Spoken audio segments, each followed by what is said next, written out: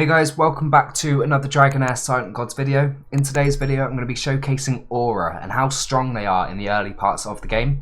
So I've locked in and chosen to use an Aura team for the time being, and I've been so impressed with their results that I just wanted to do a video to show you how they're performing and where I'm actually able to use them. Before I get into that though, just a huge thank you to Dragonheir Silent Gods for sponsoring this video. So if you are interested in giving Dragonheir a try, please do hit the link in the description or the pinned comment and get involved today. So for those of you who aren't aware, Aura are the new damage type that were added to Season 3. So they are part of the Radiance element. Just to explain how they work, so these heroes use Aura energy in combat. They gain Aura energy after casting skills, and then they enter a blaze state after accumulating enough energy. They no longer gain Aura energy during this period, but some of their skills will consume Aura energy and get enhanced. When their Aura energy runs out, they will exit the blaze state, and then it'll be time to build up their energy again, ready to go back in. So, in terms of the kind of the principles of this, they are incredibly strong in the early game, and the reason for that is it's realistically only if you've got the exclusive legendary. And that is because her passive skill here, it guarantees that she crits. And in the early game, having the ability to get to 100% crit rate is really hard. So you're kind of either settling for a lower amount of crit rate, or you're ending up going for a huge amount of crit rate and sacrificing a load of crit damage and attack in the process. So being able to just funnel all of your stats into attack and crit damage is absolutely insane. And because of that, I chose to use Aura for the start of the season. I did hesitate to begin with, but I decided to swap to them about 2 days ago, and I honestly haven't looked back. I was a bit worried about what they'd be able to clear, but they're providing a suitable team for me for every area of the game currently. So in this video, I'm going to be running through the team I'm using around the Aura Legendary and the Aura Epic Theohine, who is also an insane damage dealer. She does an incredible amount of damage compared to the legendary exclusive Aemon Lader. So I'm just going to break down the teams I'm using and where I'm using them and show you how they're actually performing. So first of all, I'm going to go to Goblin's Lair first. It might as well get the easy one done first, or the easiest one done, sorry. So stage 2 is all that's open at the moment. However, I am able to clear level 5 of this 3 stars. So the team I'm using for this is using multiple damage dealers. So as you can see, I've got 2 burn heroes, 2 radiant heroes, and then I do have a tank in there currently. He's kind of just there as a placeholder at the moment because I haven't leveled another viable damage dealer for this.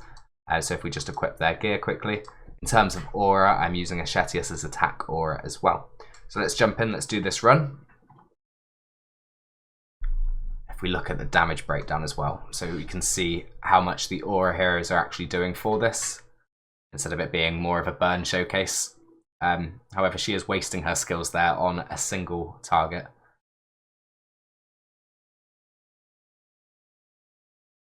So Aura are a bit weird where they are actually pretty good at AoE and single target. I don't really think they've got a particular specialty. At least that's what I've noticed so far, so I'm not really having any issues on single target fights with them, and I'm not having any issues at all on AoE. They are doing a good amount of damage, especially when they're in their Aura state. So yeah, this is comfortably farming Goblin for me, so I'm able to farm a good amount of XP. I won't bother showing you all of the domains that I'm using them in, because realistically, they're not too hard. You can kind of throw things in and you can get through them as long as you've got the right support and the right kind of foundations for that. Any damage dealer will do the trick. So that is Goblin done. As you can see, 41% of the damage was done by the exclusive legendary, compared to obviously the other exclusive legendary, who only did 18.9%. In fact, he was one of kind of tied lowest. She carried the damage. She really did just walk through and AoE everything to death. So that is my Goblins team using Aura. Next up, if we jump to Grave of, in fact no, because it's closer, we'll go to Heretical Ruins. So Heretical Ruins came out today. I was able to clear stage 8 initially. Stage 9 hits a little bit too hard for me at the moment. So if we load that, Let's go. So I've got some skill timings here to make sure I'm dealing with the birds that get spawned by the boss. So the way that works is the boss is on I think it's 24-second rotation. So I've got all of my damage skills delayed to a 24-second interval, so they can't do it more than once every 24 seconds. Their first cast is just free to happen. Don't get me wrong, the team does not work perfectly, however it does get the job done, and that's the most important thing. So as you can see here, the ads have spawned, and then once our cooldowns come back round, we will AoE them down, begin to AoE them down, and then from there we'll be in rotation for the rest of the fight. So here we go, so debuffs go out on them. First nuke, second nuke. The first one's always a little bit low because we don't have the blaze state at this point, so sometimes they're not able to kill them very quickly and the boss does pick up a few stacks, but that's really not the end of the world with this team because it is so defensive heavy. So what I'm going to do is I'm going to jump out, I'll let this run play through, and I'll be back in at the end of it, and then we'll move on to the next area.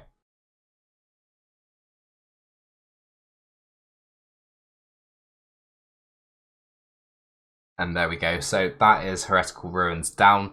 As you saw at the end, she wasn't in blaze state, so it did pick up a couple of stacks towards the end as well. And enlightenment, we don't want that. And we don't want that really, but we are picking up some legendary crafting materials and of course some epic crafting materials as well. I'm on the hunt for a crit damage rune for her, and as well as that a better rune for Theohine as well, because she's wearing a pretty bad one at the moment. So as I said, that team is capable of farming stage 8. Stage 9 will be fine. I just need to get some more defensive stats on the rest of my team to allow them to survive a bit more. Next up, we'll go to Grave of Venom, because that is also farming stage 8. So this team as well, it's exactly the same team. So in Heretical Ruins, I actually have elements to built with a lot more accuracy, so he can use Witch's Remains. But here, I've got him built more defensively. So as you can see, he's back wearing his artifact and then a more enlightenment heavy build. Not too worried about the accuracy. Right, so as for this team, what I'll do once again is I'll jump out, I'll let this run play through, and I'll be back at the end and we'll move on to the next area.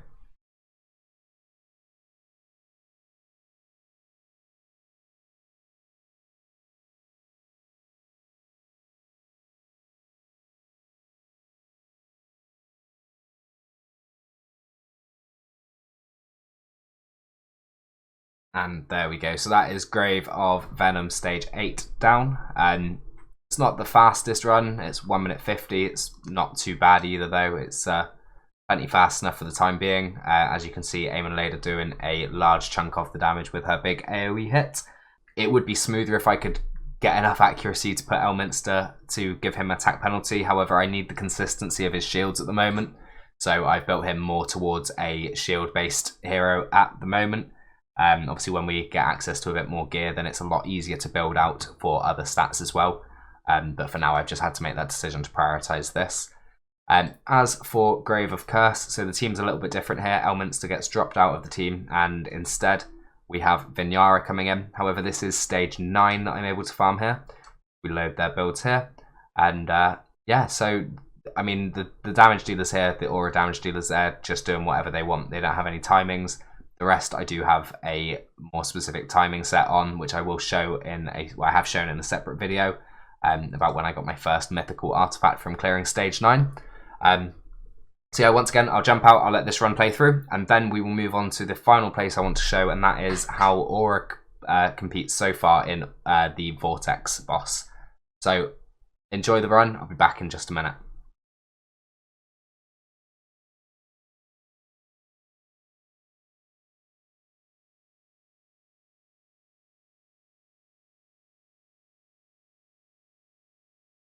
And there we go, so that's Grave of Curse stage 9 on farm with a Aura team as well.